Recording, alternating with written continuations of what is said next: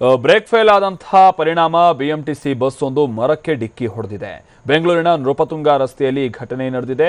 KA01F8586 ಸಂಖ್ಯೆಯ bus Majestic bus ಸ್ಟ್ಯಾಂಡ್ನಿಂದ ಬೊಮ್ಮನಹಳ್ಳಿಯತ್ತ ಹೊರಟಿತ್ತು.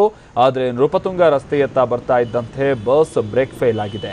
ಹೀಗಾಗಿ ಚಾಲಕನ ನಿಯಂತ್ರಣ ತಪ್ಪಿ ಬಸ್ ರಸ್ತೆಯ ಪಕ್ಕದಲ್ಲಿರುವಂತಹ ಮರಕ್ಕೆ ಬಂದು ಗುದ್ದಿದೆ. ಅದೃಷ್ಟವಶಾತ್ ಯಾವುದೇ ಪ್ರಾಣಾಪಾಯ ಆಗಿಲ್ಲ. ಇನ್ನು ಈ ಘಟನೆಯಿಂದಾಗಿ ಸ್ವಲ್ಪ ಟ್ರಾಫಿಕ್ ಸಮಸ್ಯೆ ಕೂಡ ಉಂಟಾಗಿತ್ತು.